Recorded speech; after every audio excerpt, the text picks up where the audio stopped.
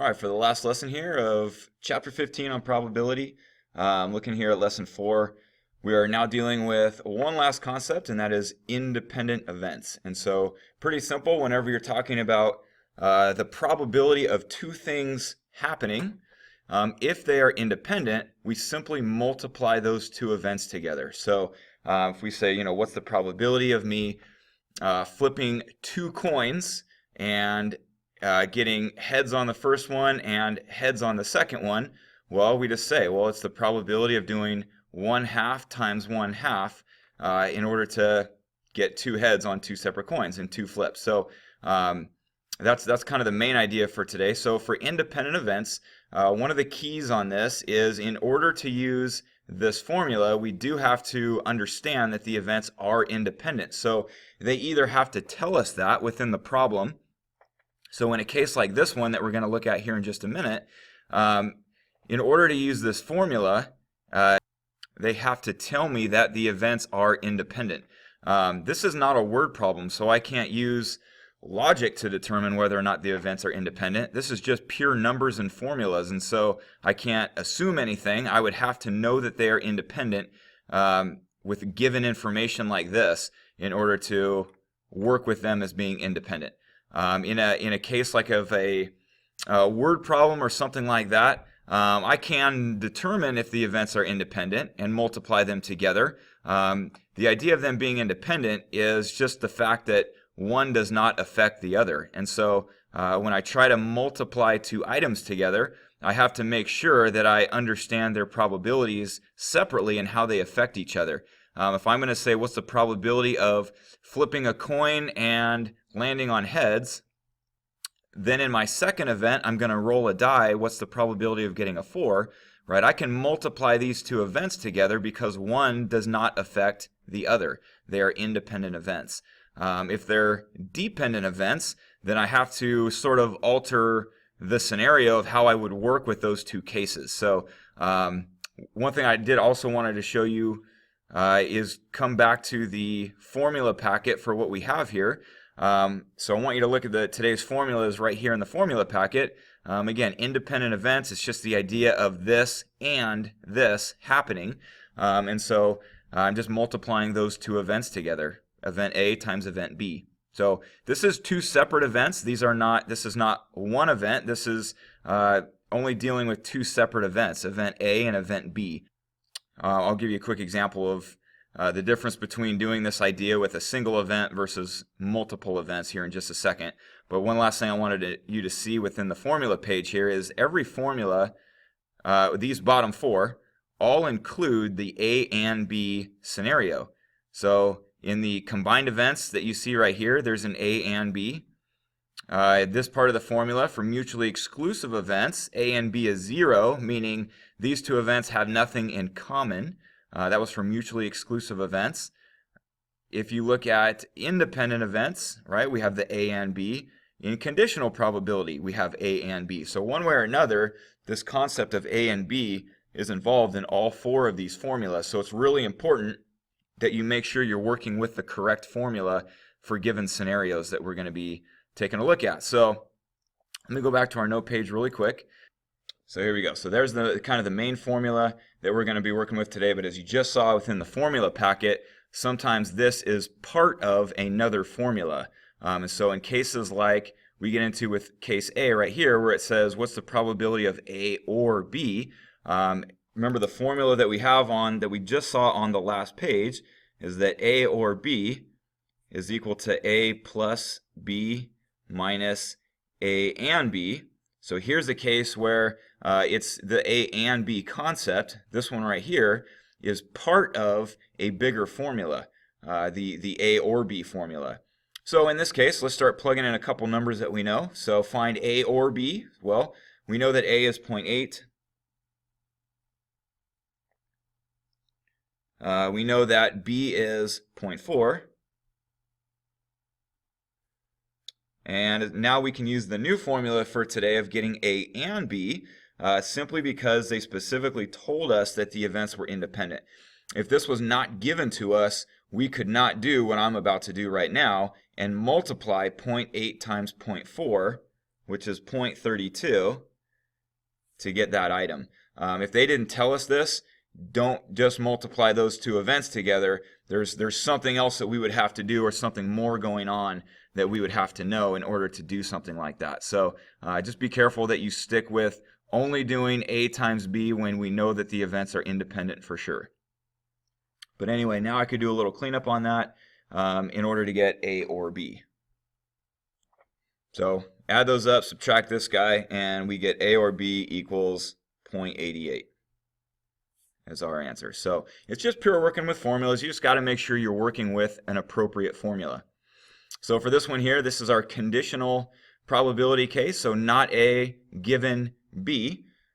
So remember, the main premise behind doing a conditional probability is when you set up the top part of the formula, it's always this and this goes on top. So I have not A and B on top. Your given always goes on bottom. So in this case, we are given B. So B goes on bottom for this one. And now I can just kind of throw in some numbers for this. One thing I can do for this is, because the events are independent, I am allowed to use this concept and simply multiply the two cases together. So I'm allowed to multiply not A times B in this case. Well, if A is 0.8, then not A, we know from the past, is 0.2, right? It's just 1 minus 0.8. So I'm allowed to do 0.2 for not A. B we know is 0.4. So I'm allowed to do that. And again, B on bottom, I would have 0.4. So one thing I want to stand out to you in this problem is I'm allowed to cancel those out and just get 0.2. So there's a shortcut at play here that may help you with some future problems. Is anytime you know the events are independent of each other, when you have a given scenario, whatever comes first is your answer, right? Simply because these guys are going to cancel, so you're only going to be left with this information, so this information is going to be your answer. So let me say that one more time. This only works when the events are independent. But when the events are independent and you have a conditional probability case like we do here, the first item is your answer. So not A became our answer in this one because the events are independent. All right, let's move on to a word problem here. So Kyle has a 70% chance of winning a 100-meter race and a 60% chance of winning the 200-meter race. What is the probability he only wins one race? So keep in mind for this, two things. One is I am allowed to use the idea of independence on this. One race does not affect the other. The other is when it says something like the probability that he only wins one race, that means he wins one and loses the other. That could happen in either order. He could win the first one and lose the second one, or he could lose the first one and win the second one. And so you always, in cases like this, you have to consider all possible winning scenarios that fit this description. So that's something else we have to be careful about. When you do problems like this, we could do this without a tree diagram. I could simply do this algebraically and figure it out. But people have a lot more success on these when they make use of diagrams and ways of organizing the information first. So I'm going to encourage you to do a tree diagram. Again, anytime you have more than one event taking place, a tree diagram is a good candidate for just a good diagram for organizing your information. And we do have more than one event here. We have two different races taking place. So let's just start with the first race is our first event. So the 100-meter race is going to be our first event. So he could either win or he could lose the 100-meter race. I want to do something that the book does just so that you kind of recognize it when you see it in the book. Instead of saying winning or losing, they refer to it as winning or not winning. I don't know why they do it that way. Maybe it's because this would include the event of a tie. I don't know, maybe a tie is not a win. I'm not really sure the rationale behind it, but they don't say winning and losing. They say winning and not winning. So they use the idea of complement events. So you either win or you don't win. But anyway, as far as the 100-meter race goes, so that's our first event, is the 100-meter race. So I'm just going to label that so we know where these numbers are coming from. There's a 70% chance of winning, which means there's a 30% chance of not winning. So we just do 1 minus this to get this because it's the complement event. That's our first event. The second event is the 200-meter race. So remember how the tree diagram wins? We're just laying out all the possible scenarios. So if he wins the first race, what could happen on the second race? Well, he could either win the second race or not win the second race. So he either wins or does not win the 200.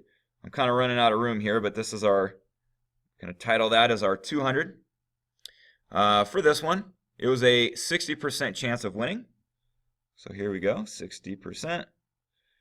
So this must be 40% of not winning. And so that's one possible scenario. Well, what if he does not win the first race? Let's look at the scenarios from there. If he does not win the first race, then he could either, again, win or not win the second race. So we're just taking into account all possible scenarios here. And we know for the second race, there's a 60% chance of winning, which means there's a 40% chance of not winning. And so we're looking at all four possible scenarios here. He could either win both. So that's the first case that we have, is a win and a win. And if I did 0.7 times 0.6, then there is a 42% chance that he wins both races. He could win the first one and lose the he could win the first one and not win the second one, which is 0.7 times 0.4. So this is the event that he wins the first one and does not win the second one. So if I multiply those together, then 0.28% chance of that occurring. He could not win the first one but win the second one. So if I did 0.3 times 0.6, so not win, win, we have 0.18. And then one last scenario, he could not win the first one and not win the second one. So these are the cases where he does not win either race. So if I multiply those together, so here are all the possible scenarios. Notice that if I add those four together, they do add up to 1. So this does represent 100%, or all the possible cases that could happen within these two events. Once you have a good tree diagram, it's super easy to now figure out the solution because everything has already been calculated. So what is the probability that he only wins one race? We'll just look at the cases where he only wins one race. Right here is one of those cases. He wins the first one but does not win the second one. So we're definitely going to include that as part of our answer. Or look at this one.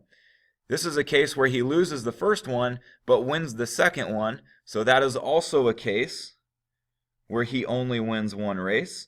So I always add down when it comes to answering the question. So I'm going to add those two cases together in order to get my answer. So what do we got? 46% chance that he only wins one race is how we would look at that one. So, and again, the reason I'm adding those two cases together is because it could be this one or it could be this one. And so because if I kind of put it in logical terms, it is an or scenario, and so I add those two events together in order to get that solution. I can show you really quick, I have on another handout here, how I could have done this without a tree. Let me just throw it out there so you can see it. But I looked at this idea right here. Before I even looked at the tree diagram, I did this without doing the tree, but I always recommend doing the tree. But anyway, for this case, I simply said, well, let's just look at this logically. The probability that he only wins one race, well, that either means he wins the first one and does not win the second one, or he does not win the first one and wins the second one. And so I just considered the two possible cases, and I just multiplied these two probabilities together. I multiplied those two probabilities together, right? And I still came up with the same solution, and I did it without a tree, but a tree is still a great way of organizing your information, and so I still recommend that. You can see down here at the bottom, I even did this one initially without a tree diagram, but so many students do not understand how to do this without a tree diagram, so I really have gone back to always showing how do you make use of a tree diagram, because it's so much more effective when you're doing these more complicated problems. And so I'm going to stick with that idea here as we do one last problem. So same word problem, but a different question.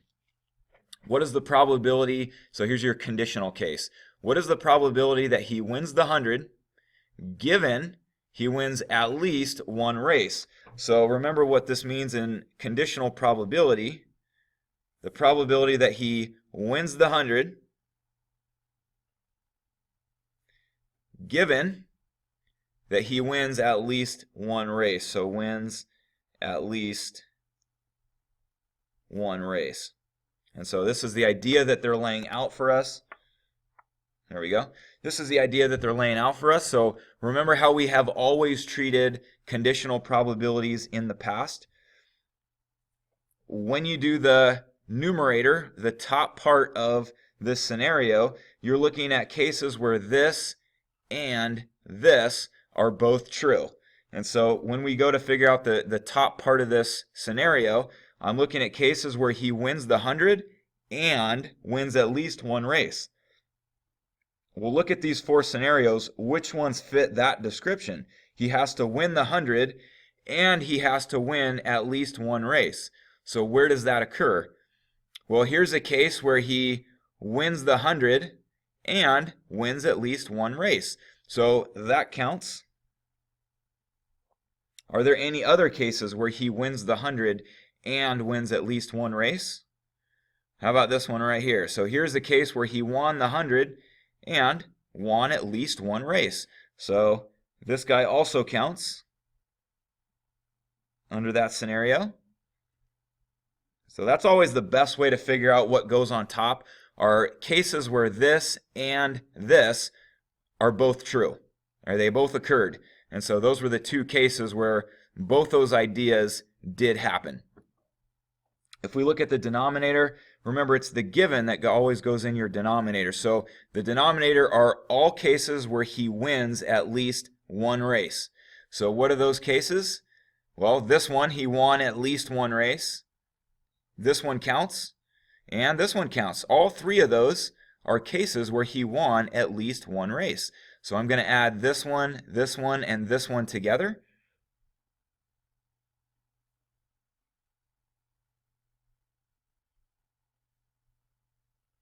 And that makes up my denominator. Keep in mind, you may not just cancel out stuff like this. When they're connected with addition or subtraction, you're not allowed to just cancel stuff out. That's only when it's multiplication. Anyway, if we now threw that scenario into our calculator, there we can get our answer, which comes out to be 0.795. We're going to stick with our 3 sig fig rule for this as we look at those cases. So anyway, let me close out with one last thought if you're still watching the video. Again, I can't stress enough the importance of making use of this tree diagram. Once you have these four scenarios laid out, you can answer any question that they ask pretty quickly. The idea where they said, you know, what is the probability that he wins at least one race? Well, I would look at this and say, well, these three cases are the three cases where he wins at least one race, so I can just add those together. If they said, what's the probability that he doesn't win any races? Well, we have all that figured out as well. It's 0.12. But for all the questions that they could now ask become pretty easy to answer if you have this laid out in front of you. Because all the calculations have been done, you just have to find the events that fit their scenario that they lay out for you. So yeah, stick with these tree diagrams anytime you're doing more than one event.